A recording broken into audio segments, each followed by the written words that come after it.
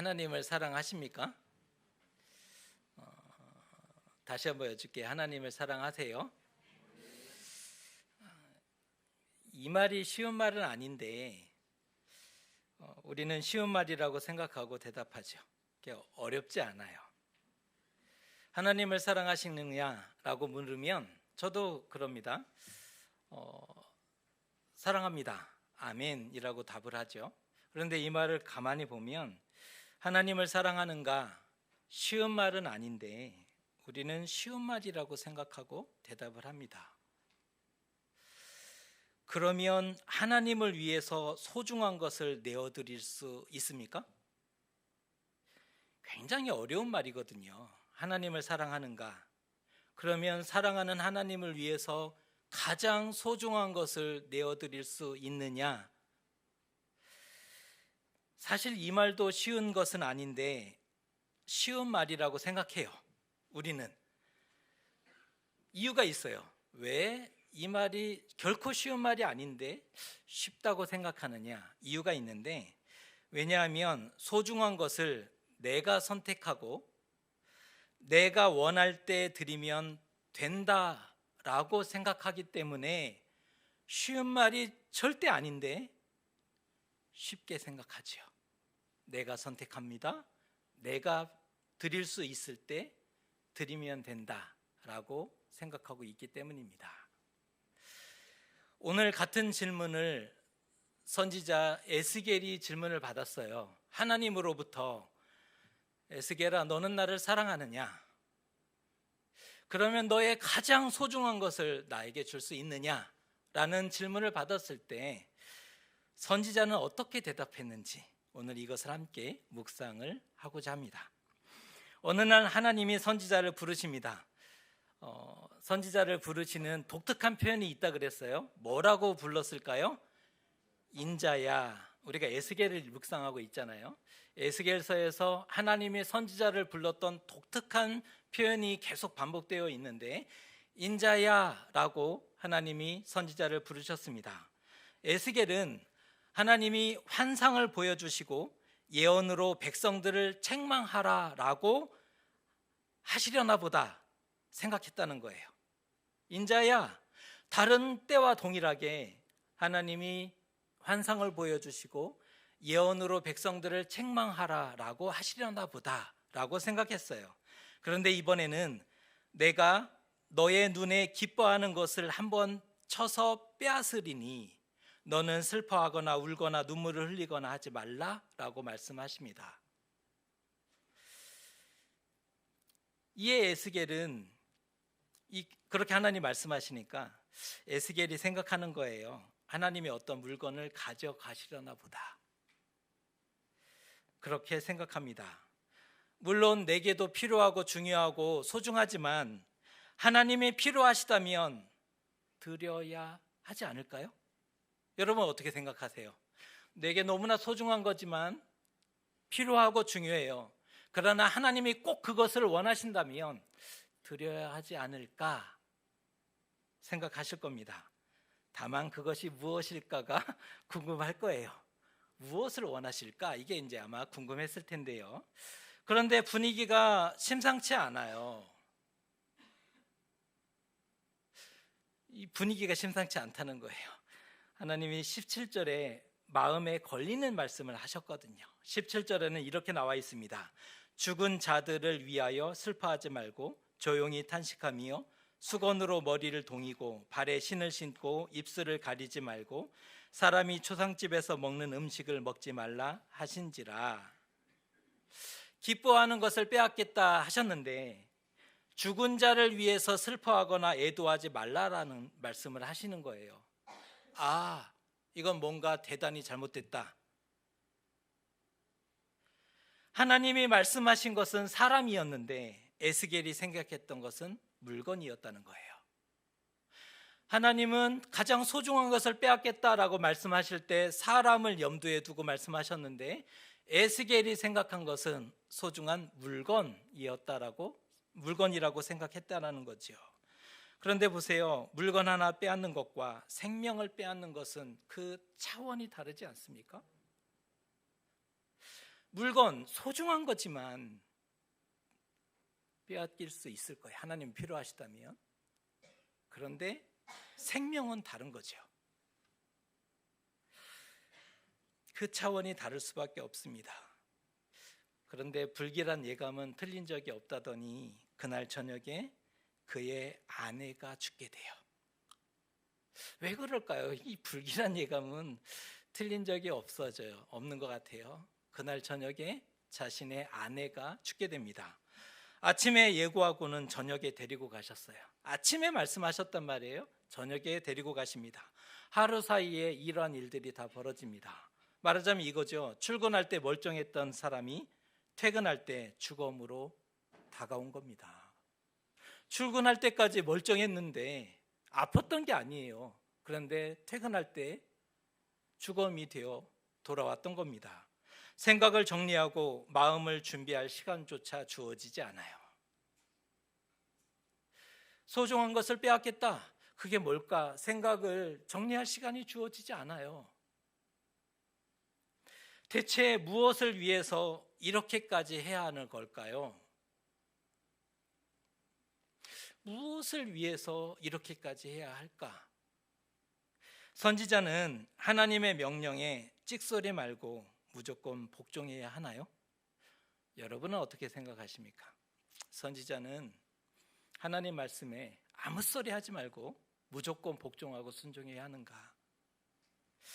아내와 자식을 다 잃어도, 자신의 가족을 다 잃는다 할지라도 순종해야 하는 건가요? 하나님이 너무하시지 어떻게 그러실 수 있을까? 상식에서 벗어나도 너무 벗어났잖아요. 이거는 일반적이지 않아요. 이거는 상식적이지 않은 거예요. 상식에서 벗어나도 너무나 벗어나 있는 오늘의 사건이 벌어지고 말았습니다. 그런데 창조했다는 이유로 피조물을 마음대로 다루는 신, 창조했어요. 그래서 마음대로 다룰 수 있는 건가요? 놀잇감처럼 가지고 놀다가 생명을 막 거두어도 되는 건가요? 하나님은? 원래 피도 눈물도 없는 폭군이셨나? 속 좁고 변덕 많고 잔인한 신. 속도 좁아요? 변덕도 심해요? 잔인하죠. 그것은 사이코 미친 신이지 여러분이 믿고 신뢰하고 따라가야 할 그런 신이라 얘기할 수 있겠습니까? 이건 사이코죠. 사람과 같은 수준이면 삼류인 거예요. 신이 사람과 같은 수준이라면, 제가 이런 표현까지 적어놨는데, 신은 무슨 개뿔, 신이라 할 수 없다. 신이라 할 수 없다. 이건 삼류지요. 당시 에스겔의 나이를 35세라고 추정합니다. 에스겔이 지금 말씀을 전할 때가 35세로 추정하는데, 그의 아내는 여성의 평균 결혼 정년기가 12.5세, 13세예요. 조금 정년기예요. 조금 나이 조금 한두 살 더 있어서 결혼했다 치더라도 에스겔의 아내의 나이는 20대 중반입니다. 에스겔 35세, 에스겔의 아내는 25세.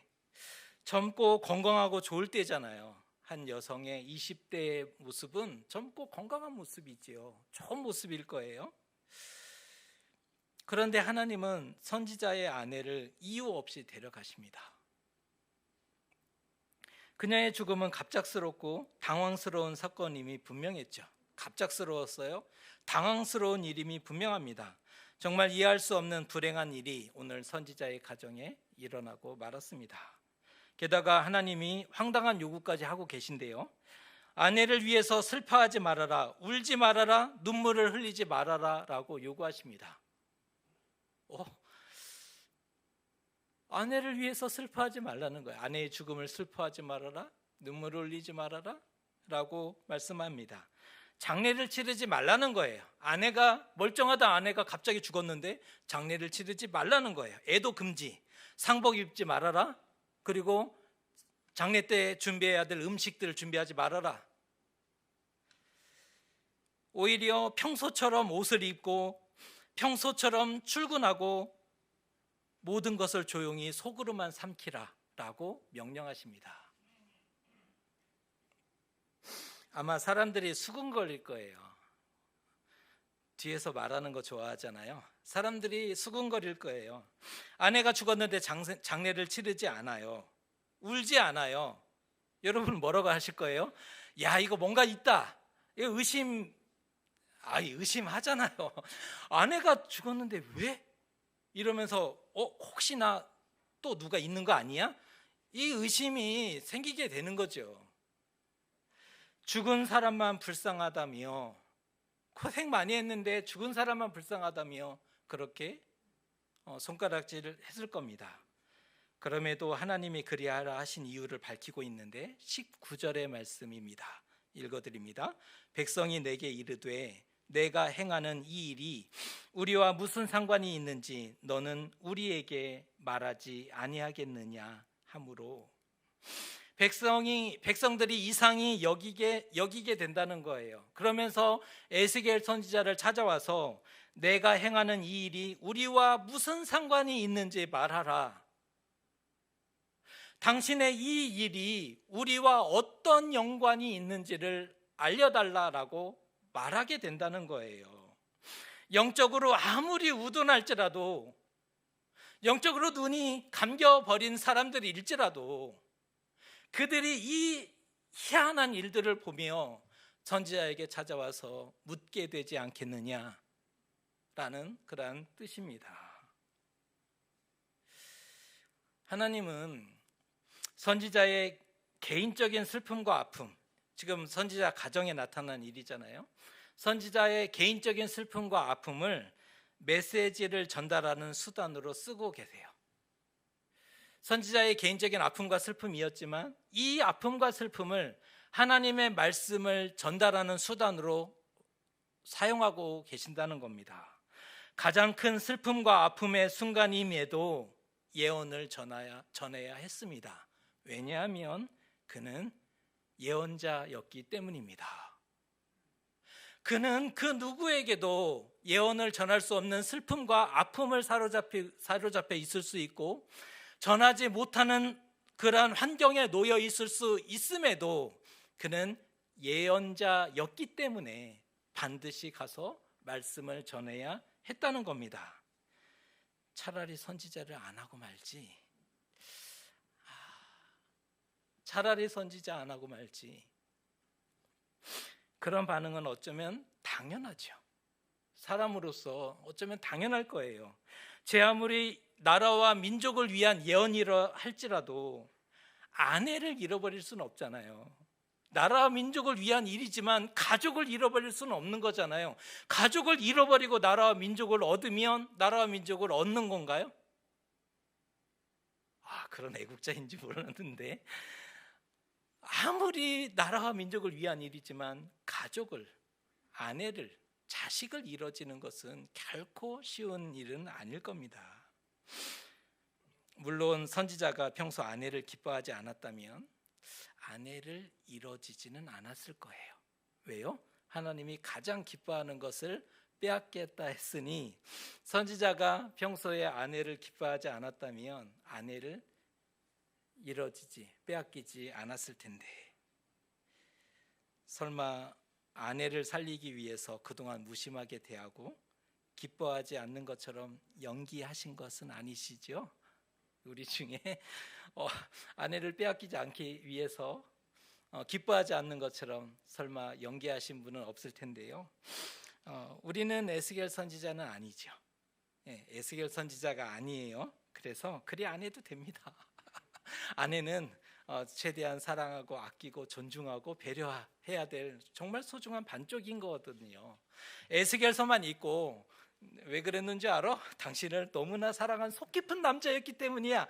이러한 적용을 하시는 것은 조금 무리가 있는 것 같습니다. 아내는 서로 배려하고 존중하고 사랑하고, 아내도 남편을 존중하고 배려하고 사랑하는 그 모습이 우리에게 주신 가장 예쁜 모습일 겁니다. 하나님이 선지자의 아내를 빼앗으셨는데, 선지자의 아내를 빼앗으신 것은 나를 더 사랑해야지 둘이 부부가 사랑하는 거냐라는 질투 때문이 아니라 이스라엘에게 징조를 보이기 위함이셨어요. 이스라엘에게 징조를 보이기 위함이셨다는 거예요.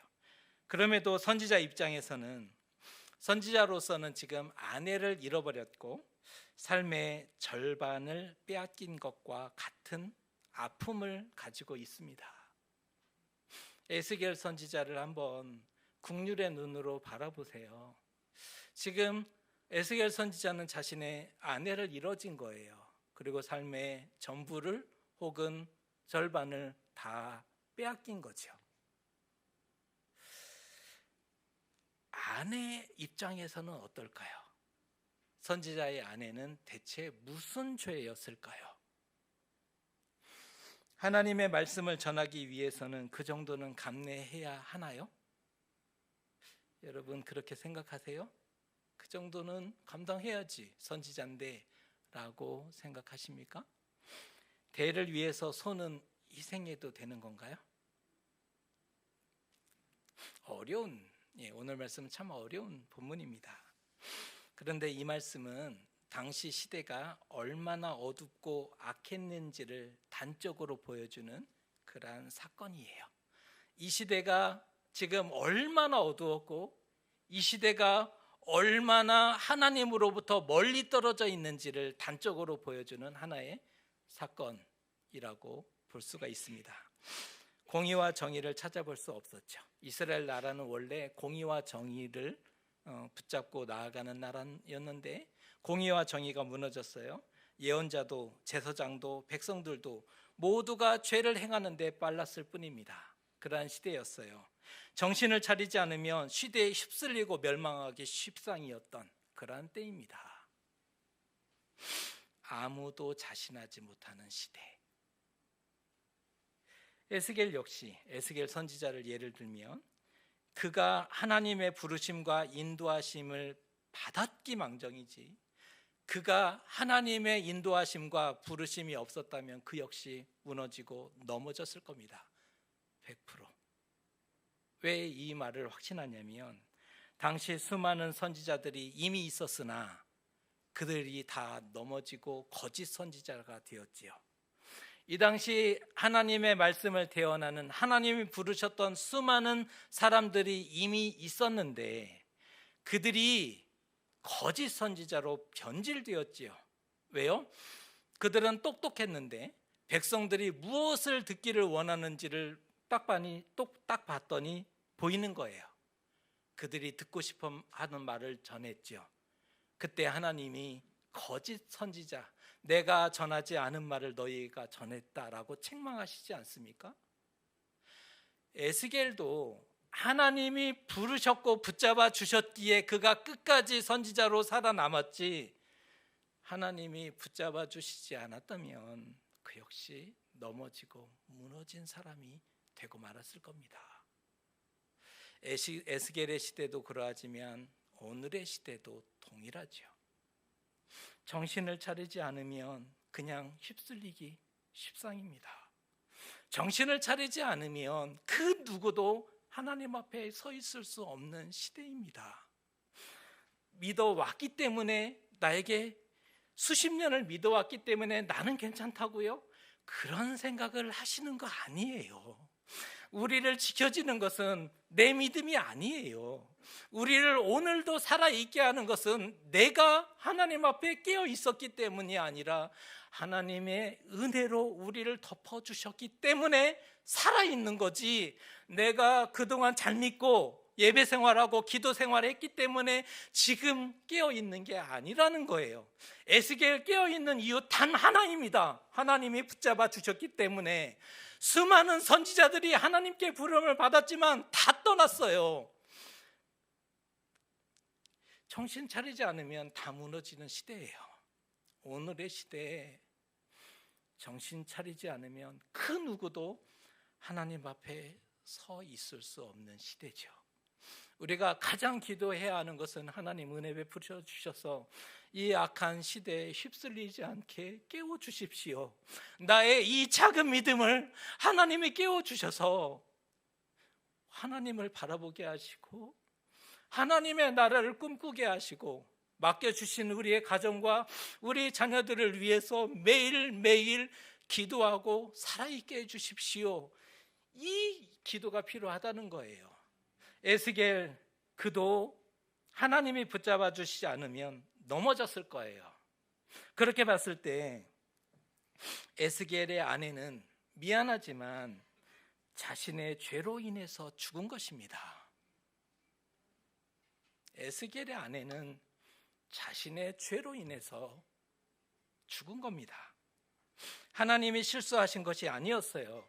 아무 죄 없는 사람이 재수가 없어서 억울하게 죽임을 당한 것이 아니었다는 거예요. 게다가 지금은 이미 하나님의 지엄한 진노가 쏟아진 상태예요. 우리가 주중에 묵상했잖아요. 날선 칼을 하나님이 이미 빼드신 그러한 형국임을. 이스라엘이 어떠한 경고에도 돌이키지 않았어요. 오랜 시간을 하나님의 기회라는 것들을 열어주셨는데 그 기회를 발로 차버렸죠. 아무리 경고하셔도 이스라엘은 돌이키지 않았어요. 결국 마지막에 하나님은 이스라엘 에스겔의 가정을 표징으로 삼아 쓰십니다. 에스겔의 가정을 표징으로 삼아 쓰시는 거예요. 그의 아내가 죽었듯이 이스라엘도 기뻐하는 성전이 파괴될 것이다. 에스겔의 아내 그 기뻐했던 것이 이뤄지듯이 이스라엘 너희가 가장 기뻐하는 성전이 파괴되고 무너질 것이다. 에스겔이 아내를 잃어버리고도 통곡하지 못했듯이 너희도 성소를 빼앗기고 땅이 황폐되고 너희의 자녀들이 포로가 되고 죽임을 당할지라도 하도 기가 막히고 놀라서 애도하지도 못하는 그러한 시대가 다가오게 될 것이다 라는 경고를 하고 계시는 거예요. 충격요법인 거죠. 꽝 충격요법이 지금 적용되고 있습니다. 하나님과 이스라엘의 온도차가 너무나 크고 있어요. 하나님이 생각하시는 온도와 이스라엘이 생각하는 그 온도가 너무나 달라요.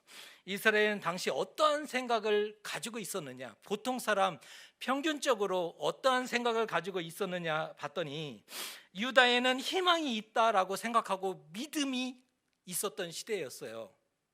이스라엘은 희망이 있다라는 믿음이 뜨거웠던 시대였다는 거예요. 많은 선지자들이 일어나서, 거짓 선지자죠. 많은 선지자들이 일어나서 백성들의 마음을 크게 위로했던 시대입니다. 이 당시 수많은 선지자들이 있었죠. 많은 선지자들이, 거짓 선지자들이 일어나 하나님의 백성들의 마음을 위로해 줍니다. 어떻게 위로했는지 아십니까? 두려워 말라, 놀라지 말라. 와, 은혜로운 거 아닌가? 성경에도 이사야 말씀에 그렇게 쓰여져 있는데요. 근데 이들의 말을 들어보세요. 거짓 선지자들이 백성들의 마음을 위로했는데 어떻게 위로했느냐? 두려워하지 말아라, 놀라지 말아라. 하나님이 이스라엘과 성전을 결코 버리지 않으시리라. 이스라엘아, 힘과 용기를 내라. 바벨론과 끝까지 싸우라 라고 선지자들이 응원합니다. 예언을 했어요. 백성들의 입장에서 선지자들의 말이 얼마나 든든하고 위로가 되었는지 몰라요. 백성들의 입장에서 지금 선지자의 이 말이 얼마나 큰 위로와 힘이 되는지 몰라요. 이스라엘이여, 바벨론과 끝까지 싸우라. 하나님이 이스라엘을 지키시고 예루살렘을 지키시고 하나님의 집인 성소를 반드시 지키시리라. 얼마나 뜨거워요. 하지만 에스겔 선지자의 예언은 싸늘합니다. 하나님이 예루살렘과 성전을 이미 버렸다. 에스겔의 예언이에요. 하나님이 예루살렘을 이미 버렸다. 너희 안에 있는 많은 죄를 끊어내지 않는 이상 너희에게는 그 어떤 희망도 주어지지 않는다. 에스겔의 예언은 아주 싸늘했어요. 그러니 이스라엘이 생각하기에 이게 미운털이 박히는 거죠. 저 인간이 대체 너는 어느 나라 사람이뇨? 너는 적군이냐 아군이냐? 에스겔이 그렇게 예언하니까 아주 미운털이 박히고 눈에 가시 같은 존재일 수밖에 없어요. 틈만 나면 에스겔을 죽이려고 했잖아요. 예레미야 선지자도 이스라엘 사람들이 하도 죽이려고 하니까 맨날 맞고 아프니까 눈물 흘렸잖아요. 에스겔도 마찬가지였어요. 그가 25년을 예언했는데, 예언의 기간을 따져보니까 25년을 예언했는데 혼자였다면 정말 많이 외로웠을 것이고 정말 많이 힘겨웠을 거예요. 25년을 그런 대우를 받으면서 들어주는 사람 하나도 없는데, 만나는 사람들은 자신을 죽이려고만 하는데, 매국노라고 손가락질하고 아내가 죽었는데 장사도 치르지 않는 저런 인간 이하의 말종이라고 그렇게 손가락질만 하는데 25년을 예언을 했어요. 그래서 그렇다면 정말 외롭고 힘들었을 텐데 그에게는 누가 있었을까요? 위로와 힘이 되었던 아내가 있었잖아요. 한 사람만 있으면 살할 수 있는 건데 그에게는 아내가 있었어요. 그래서 지금까지 어쩌면 버티고 견디고 예언을 포기하지 않았을런지 모릅니다. 그런데 하나님이 그마저도 빼앗아 가셨어요. 다. 이제 남은 게 하나도 없죠. 사람들은 틀림없이 그 모습을 보면서 그가 악한 예언을 일삼더니 하늘의 벌을 받은 것이다, 하나님이 심판하신 것이다, 기도 응답이다, 참 잘됐다라고 기뻐했을 거예요. 사람들은, 백성들은. 그런데 오늘 에스겔 선지자는 순종합니다. 하나님께 소중한 것을 내어드리죠. 내가 여호와인 줄 알리라. 오늘 말씀 끝부분에 내가 여호와인 줄 알게 되리라. 이것을 알게 하기 위해서 하나님이 무슨 짓을 하셨는지 여러분 알고 계십니까? 내가 여호와인 줄 알리라. 이 사실을 깨닫게 하고 알려주시기 위해서 하나님이 지금까지 무슨 짓을 하셨는지 여러분은 기억하셔야 합니다. 바벨론을 심판의 도구로 멀리서 불러오셨어요. 누가 불러오셨어요? 하나님이. 내가 여호와인 줄을 알리라, 이 사실을 깨닫게 하기 위해서 바벨론을 그 먼 곳에서부터 불러오셨어요. 그로 인해서 하나님의 성이었던 예루살렘이 멸망합니다. 예루살렘이 이때 멸망해요. 하나님의 백성이었던 수많은 백성들이 이때 죽임을 당해요. 성전이 무너지죠. 하나님이 영원히 이 땅에 있겠다, 여기는 내 집이다, 내가 지켜줄 거야 약속하셨던 그 성전이 이때 무너집니다. 그리고 선지자의 아내마저 빼앗아 가시죠. 내가 여호와인 줄 알리라, 이것을 알게 하시기 위해서 하나님이 벌이신 일들입니다. 정말 이지까지 하신 거예요. 이유가 뭐예요? 이스라엘을 돌이키고 하나님을 섬기는 백성으로 회복하기 위해서예요. 수가 많아지는 게 중요하지 않았어요. 하나님을 섬기는 백성, 열방과 민족 가운데 본이 되는 백성, 이 이스라엘을 통해서 열국을 구원해야 하셨기 때문에 수가 많아지는 이스라엘을 기대하셨던 게 아니잖아요. 하나님을 섬기는 백성, 이게 중요했던 거예요. 오늘의 사건을 읽어가면서 우리가 잃어버리지 말아야 될 것이 있어요. 돌이키고 회복하는 것이 중요하구나. 돌이키고 회복하는 것이 너무나 중요하구나. 심판을 심판으로만 받으면 멸망합니다. 거기에는 하나님이 없으니까요. 심판을 심판으로만 받아들이면 멸망해요. 그런데 심판을 깨닫고 돌이키면 회복될 수 있어요. 왜요? 거기에는 하나님이 기다리고 계시니까요. 심판을 깨닫고 돌이키면 회복될 수 있어요. 왜요? 그곳에 하나님이 기다리고 계시니까요. 심판을 심판으로만 받아들이면 멸망해요. 거기는 하나님 안 계시거든요. 너무나 소중한 것을 잃었어도 놓치지 말아야 할 것이 있는데, 하나님의 심판은 기회다라는 사실입니다. 이 말은 쉬운 말이 아니에요. 하나님의 심판은 기회다. 결코 쉬운 말은 아닌데 우리는 이 말을 이해를 하고 이것을 인정을 해야 합니다. 하나님의 심판은 기회입니다. 어떤 기회일까요? 잘못을 돌이키고 생명을 회복하는 기회. 잘못을 돌이킬 수 있는 기회예요. 생명을 다시 회복할 수 있는 기회인 겁니다. 우리는 심판으로 받을 것인가, 회복으로 받을 것인가 선택할 수 있어요. 선택의 그 때가 올 거예요. 그 선택의 때가 올 때, 이 말 쉬운 말 아니에요. 그런데 제가 부탁드리는 것은 그 심판을 심판으로 받는 것이 아니라 그 심판을 기회로, 회복으로 선택하시기를 주님의 이름으로 축복합니다.